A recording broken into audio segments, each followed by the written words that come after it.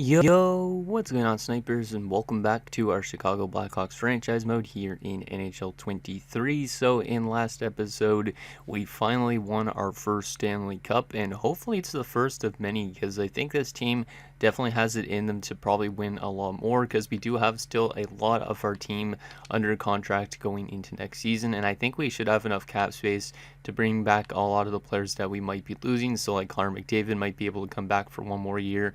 Frank Nazar is one of these guys that might end up leaving. He is dropping off, but we might be able to re-sign him on a one-year deal. Also, Ovechkin's in like an RFA this upcoming off season, and we have a bunch of other RFAs. So I think we should be able to mostly keep the team as is, which is nice. And the main thing that's going to be probably changing is getting rid of Easton Donald. Yes, he won us a Stanley Cup, but he was not really that great this year. And then also Howden is ready to take over that spot. And we also have goalies in the minors. We could run Tukio as a backup. I don't know if I will do that. But also you can see like we got Hugh, we got Blackburn on the cusp of coming up into the AHL too. So I don't think it's necessary to really hold on to Easton Donald in that sense, but we are getting very close to having another full roster for next season already, which is pretty crazy. So very excited to see what happens with that. Also, in this offseason, probably we will be able to give Asher Vance his extension already, considering next season is his last year of this $8 million contract we gave him 8 years ago. And then, yeah, we'll probably end up just giving him in this episode an 8-year extension at if we could try and get him for a good price, that'd be great. But we probably won't be able to sign him until next episode fully, but we will try and offer him a contract in this one. So, yeah, hopefully he's here for the rest of his career, because obviously he's been a phenomenal goal scorer. And, yeah, I can't even ask much more out of Asher Vance. The last 5 years, he's almost had a total of 4 50 goals or 60 goal seasons, which is nuts. And in his playoff performance when we won the cup, 20 goals in 24 games. Like, this guy is an absolute stud, and he needs to be here until he retires. So before we get into the draft resign stage and potentially looking over some free agents, I do have a couple comments to go over. So the first one is from Hockey Guy 88. He says, "Here comes the Hawks, the mighty Blackhawks," and with some celebration emojis. And yes, that was a phenomenal cup win. I am like so proud of this team. Like, that was our first time getting that far. And then we had to take on a tough Montreal team. It won all 7 games, but we managed to find a way and to win it. Obviously, Montreal had a really good top line, so I am proud of the boys for managing to shut it down in that Game 7. Next comment is from Pens Gaming 7, who says, let's go. Huge win for the boys. Vance and them finally got it done and go all the way. What a signing McDavid was. And yeah, McDavid was a huge signing, and he obviously won the Conn Smythe. As you can see, 32 points in 24 games. Without him, I don't know if we would have won the Stanley Cup, but he was definitely a piece to help bringing this puzzle together, because literally we drafted like 17 players out of our roster, and all of them were below 30, and bringing in a veteran presence like Connor McDavid really helped out the team a lot. And then the last comment is from Chris is a Ghost. All of these cups coming to your channel, congrats, man. And yeah, that's true. We've literally won 3 Stanley Cups in the last, I'd say, couple months of both series, because in Anchorage we won 2 Stanley Cups, and we've already won 1 here in Chicago, and I think many more are coming for the Chicago team. I really hope. Hopefully we get to the finals again, maybe even next season again. It'd be neat to repeat as champions, but who knows, maybe that won't happen again, because EA's engine is pretty whack sometimes. But anyways, let me go through our player stats from that cup win, and then we will get into the draft. I don't really know what there is in the draft. I don't really remember, but I don't really care too much either. But you can see we had some really good stats. Reefers had 27 points as well. Reefers is another really underrated guy. Recchi and Kabanov are also doing pretty solid. Nazar. And then it drops off considerably. But, yeah, some guys really stepped up in key moments. Like, for example, Gordon Lowry had 6 goals in the playoffs, while in the regular season he only had 4 goals. So he was more of a playoff goal scorer this year, which is interesting. And yeah, then even Patterson came through with, I think most of his goals were in the Stanley Cup Finals. I think all 3 of them were. So he stepped up at the right times. And then goaltending wise, Howden was phenomenal as a backup, and Donald was kind of okay at times. He wasn't the best goalie, he wasn't the worst goalie either, but likely he is gone this offseason, which kind of sucks, because he is currently our best goaltender we've had in the series right now, in a sense. Like, he has got a great record. He's got 17 shutouts as well. So it kind of sucks to let him go, but at the same time, it makes a lot of sense because his regular season numbers weren't the best, and his playoff numbers were the best of his career, but still nothing huge, I would say. So, and I don't know if he's going to be demanding like $9-10 million, and we're not going to have that type of money when we got to give Asher Vance his big extension. So, anyways, let's get into this draft and see what there is. I honestly do not remember because it's been probably like 3 weeks since I recorded an episode of this series, so I might not remember a whole lot, but hopefully I do. Let me go to the draft class and see what we're looking at for a potential pick here. Oh yeah, the franchise sniper. Now I remember this guy. He's supposed to go first overall, so we're obviously not getting him, but we will be drafting at number 32 unless we want to move up, but I don't think I'm moving up in the draft because they don't really care to move up. And yeah, this is like a weak draft class. Yes, we got like top 6 Ds and top 9 forwards, potentially going late first round, so I did pin a medium elite goalie, but I don't think I really need another one because we already have 2 of them in the system. Parker Burrish I pinned. I also pinned this guy. Yeah, there's probably some really good goalies in this draft, but I don't think I should be taking them because I have so much of them. So I think the AI should be taking those instead. McPherson, a top 6 forward, and then a top 4 in Ortmeyer. Yeah, if any of those guys are available, I might honestly just take some of those guys, because we want the ones with the best potential, obviously. So let's anyways take a look at this top 5 of the draft. So the Toronto Maple Leafs are going to take Green. Yep, 82 overall sniper, medium franchise. So this guy might be a competitor against Asher Vance for the Richard. Who knows? He should probably develop into being that type of guy, but it kind of sucks that it's a franchise sniper because I want Asher Vance to win as much Richards as possible. But when there's guys like this coming into the league, it's going to be much tougher for him to win as much as possible. But anyways, there you go to Toronto. Columbus is going to take Inglis, who's an 81 overall power forward, maybe another good goal scorer based on that shooting category. The offensive awareness isn't super high yet, but once it gets up there, this guy's going to be probably a really good goal scorer too. Florida at number 3 is going to take another sniper in Bemstrom. So, yeah, a lot of competitors here for Asher Vance in terms of goal scoring. Ola Bemstrom. There you go. Buffalo at number 4 is going to take a 2-way forward in Michelli. I don't even know. Clinton. He doesn't have as good shooting, but he's a 2-way forward. He's very balanced. This guy is definitely going to, I think, win at Selkies at some point. Like, the faceoffs are already an 80. If those develop up to like an 85 plus faceoffs, this guy could be a really solid player for the Buffalo Sabres. And then finally, the Calgary Flames at 5 are going to take Yashin, center playmaker, Devin Yashin. So apparently Alexei Yashin had like a grandson that played in the NHL in this time period. Looks pretty good. So there you go, Calgary. Let's sim to our pick at 32 now and see what we're working with. I honestly don't know what we're going to get here, but let's look at our pin boys and see what we want to go after. Yeah, there's some guys for later rounds too. There's a lot of good goalies in this draft, but like I said, I don't think I'm going to take any of them because we have so much of them. So, Ortmeyer, we could use more defensemen in case we end up losing Ovechkin at some point, because Ovechkin is losing a bit of morale playing on the top 6. There's also Parker Burrish, who we could say is like the grandson or the son of Adam Burrish, which would be interesting for that dynamic. Kent McPherson looks pretty good. He's a guaranteed top 6. Burrish might be a little elite. He might also be only a medium top 9.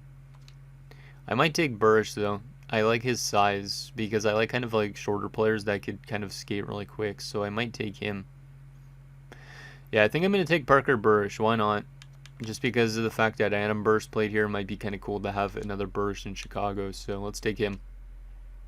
And I don't know how good he was because we had the last pick in the draft. I hate how it just automatically goes to the second round. Like, EA, just let it stay on this page, and then you have to manually go yourself over to the second round. Or make it easier so you could go back to see how good your pick was. Like what I was mentioning on, I think, a couple episodes ago in one of my series. I was saying, oh, it does actually show here. It does actually show here. Okay, I didn't realize that. So if you go to players drafted, you'll automatically see what the potential is right there. You won't see the overall, but you'll see the potential. If you also show the overall here, though, then it'll make it even much better. But he's a 65 overall, low elite. Wow. I was not expecting him to be that good, but that's a really great pick there for us. Playmaker, maybe a future top 6 kind of guy. Yeah, I'm really excited about that.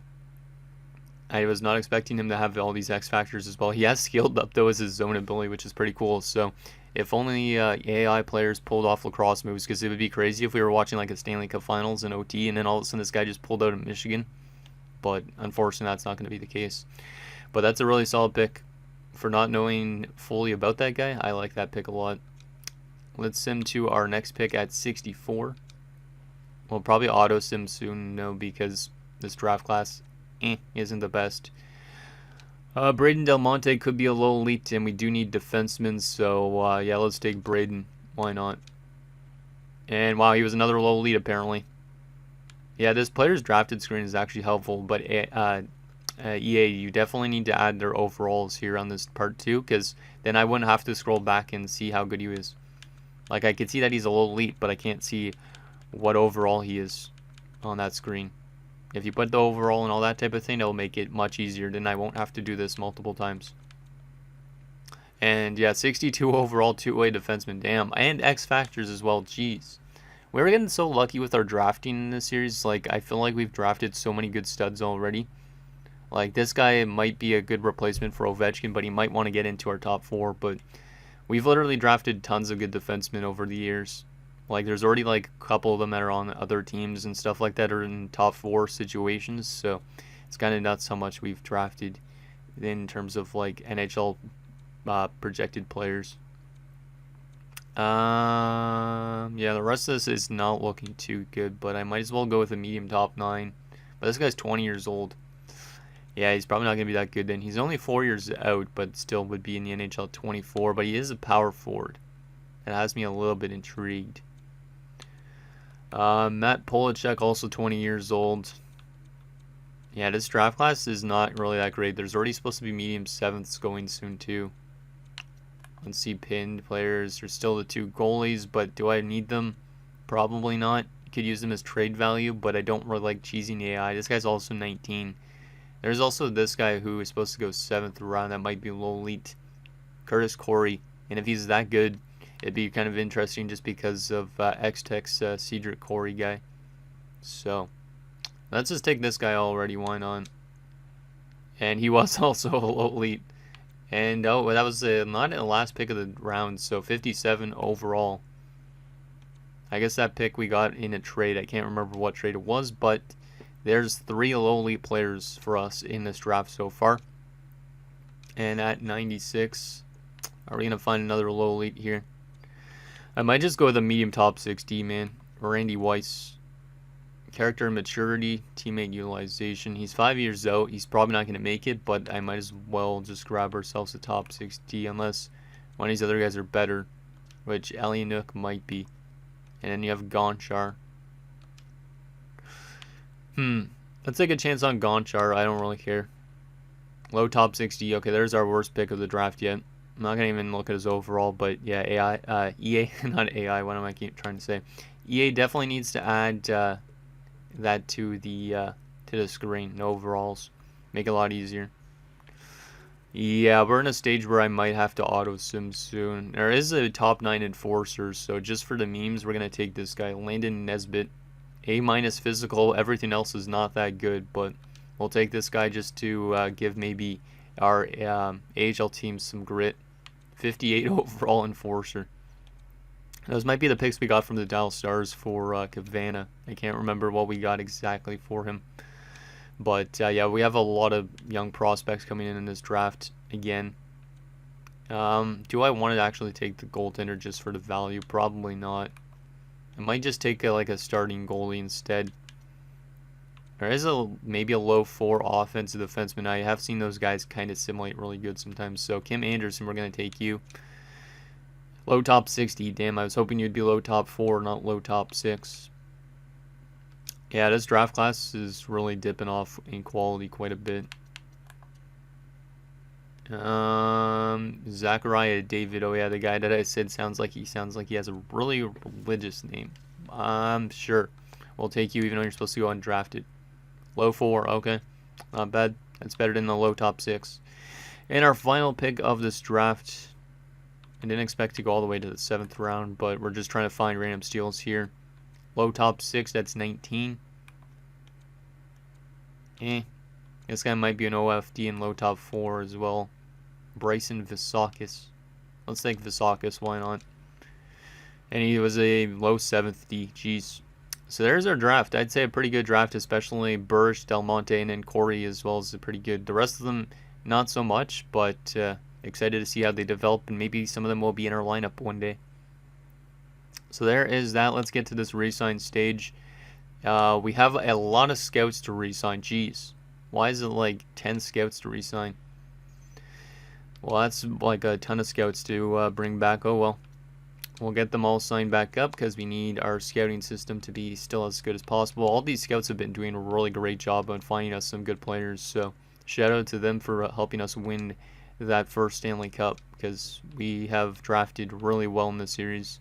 Like almost as good or maybe even better than my Arizona series last year. Like I just have like an abundance of prospects. Okay, Alto, and I think that's almost all of them. Ryan Cullen. And Menard. Rick Menard. What a name. Aikson. Kyler. And this Violet Elliott. What a name. There we go. Our scouts are back. Or they should be. Let's do this re-sign stage now and see what we got. We got 42 million in cap space. And not a lot of big names to re-sign. That's actually pretty impressive. McDavid, you're getting a 1-year deal. Yep.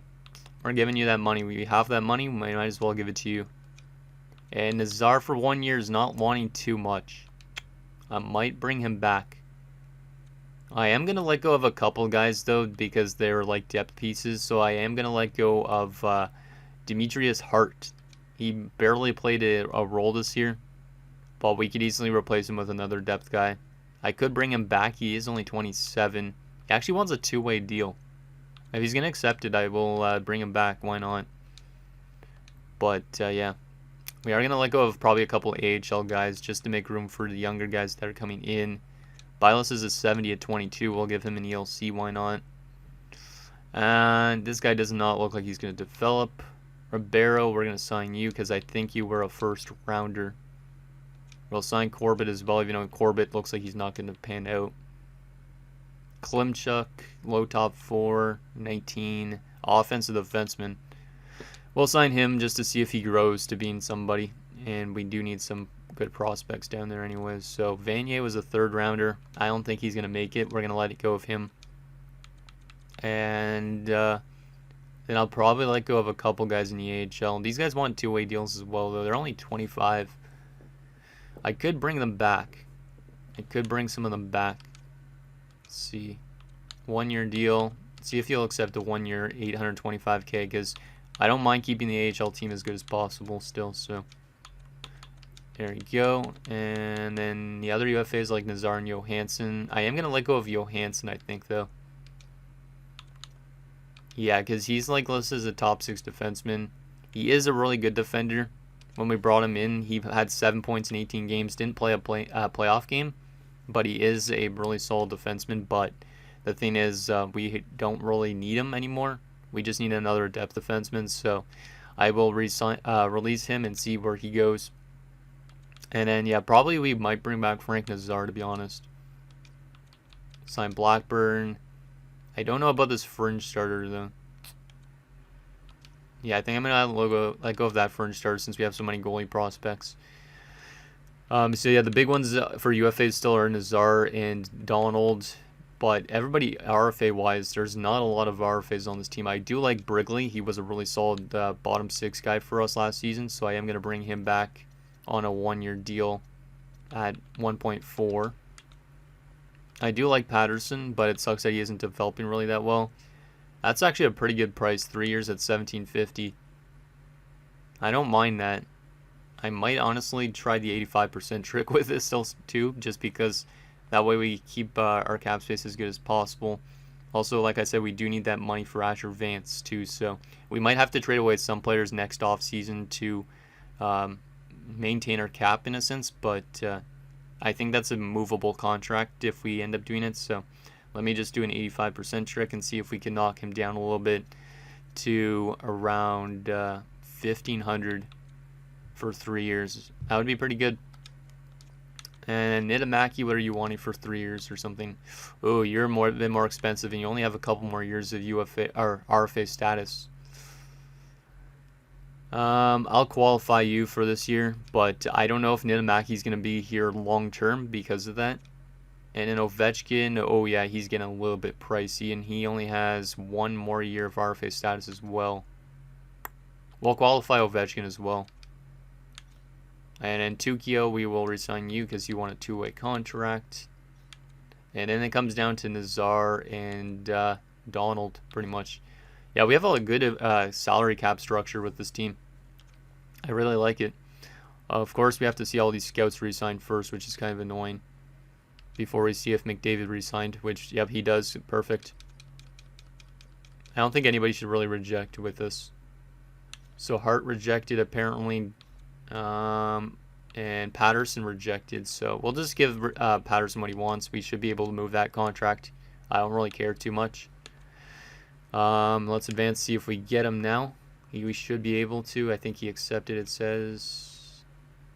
Damn, so much scouts. There you go, he did accept. So we're down to 32 million in cap space. We only have Ovechkin and Nitamaki to re-sign on the RFA front, which both are qualified. We have Nazar and Hart on the UFA board. And we also have Donald. So Hart, I will give you a max 2-way deal because maybe you will be a depth piece for us again next season, but maybe not. We'll still give you a max 2-way deal almost. And Frank Nazar, do I want to bring him back? Because we do have guys in the system that are looking to come up potentially. I think at his asking price, I might bring him back for 1 year. Yeah, I think I'm going to bring him back for 1 year. Just because we might as well. Because, I mean, 1 year at maybe like 6 million. That's not really that much. So, let's just do a 1 year deal. We have the cap space, so might as well. And then Easton Donald, I don't want to bring him back, but he's also relatively affordable. I know you guys probably don't want me to bring back him, but at the same time, we'd have to bring in another goaltender to play with Howden. Howden's listed as a starting goalie, though. Yeah, I guess Easton Donald's time here is done based on that. Because I don't want to have 2 guys that are listed as starters, and I want Howden to get that opportunity to be our starting goalie now. So, unfortunately, I guess, even though we have the cap space, Easton Donald, your time here in Chicago is done. You've been a good goalie at times. You've also been a bad goalie at times. But, yeah, I hope that you find a good team for you, and maybe you'll come back to Chicago someday. Maybe you'll come back to Chicago someday. And since he's only 26, he should have a long career still ahead of him, like for the next 10 years plus. So, best of luck in free agents there, East and Donald. We'll see if there's a better goalie option out there. If there isn't, we might bring him back, to be honest. Because we do need to find maybe a backup goalie for Howden. But at the same time, our goaltending is going to be maybe much worse next season. But let's advance today, see if we get these UFAs in. Which Frank Nazar apparently accepted 1 year deal at 6 million. Which is pretty damn good. Yep. This entire team is re-signed and we have still 26 million. These 2 RFAs won't take up that much space. So we should still have hypothetically a lot of cap space to give to one Asher Vance. Okay, so those guys are qualified. Let's advance to the free agency stage. And then we'll see what we're getting to give to Asher Vance. Okay, so let's see what Asher Vance is asking for. Then we'll take a look at the free agents and the trading block. But I think we're pretty much set in our roster for next season. But Mr. Vance, what are you looking for on your contract extension? Oh, that's actually pretty good. That's pretty good. I might honestly be willing to give him the full on 13.475, but I know we do need to resign Reefers as well for the next season as well. So I am gonna try and offer Asher Vance like less money than this. I know he will want to resign here, I think, after winning that Stanley Cup. So I don't want to really lowball the guy, but I am going to try the 85% trick, I think. Maybe not the 85% trick. Or maybe I should. Yeah, I'm going to give him 11.8 for 8 years, and if we get him on that contract, that's another really good contract. So we'll try, let's give him a little tiny bit more just to be a little bit nice. But 11.85 for 8 years, that would be a really good steal of a contract. I guess we'll find out in the next episode if he actually signs that. There's also Reefers, who I wouldn't mind re-signing, and Brunstrom. Like, we're starting to get into that stage where there's some big guys that will need to be re-signed. Brunstrom thinks he's worth more money almost than Asher Vance. Oof. That is expensive. And then Reefers is also very expensive. Yeah, so these three guys are going to cost us a lot of money. So we might have to move out some big contracts next year in order to re-sign those two, because I think those two are probably up there as most important. Probably Nazar leaves then. Probably some other guys leave then too. But yeah, that's the only contract we're going to dish out in this episode, I think. I don't know how long it takes Vance to accept, because I would advance a few days. I mean, I probably could already, because we're not going to be signing any huge name free agents, right? Lafreniere's back there, that's funny. We don't really need anything in terms of offense or defense, I don't think, but I'm just going to skim through this list in general. Then we'll look in goaltenders, though, because that's one thing we do need is a backup goalie. Unless we want to bring back Donald.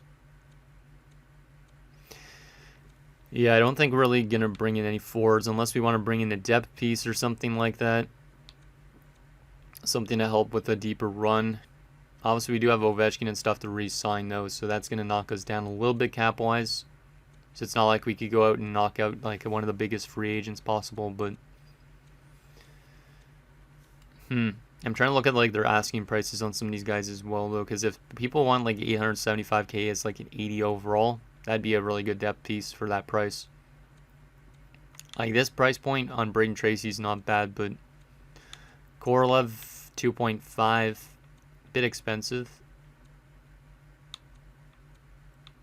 Yeah, I think we're gonna have a pretty good team again next year for sure.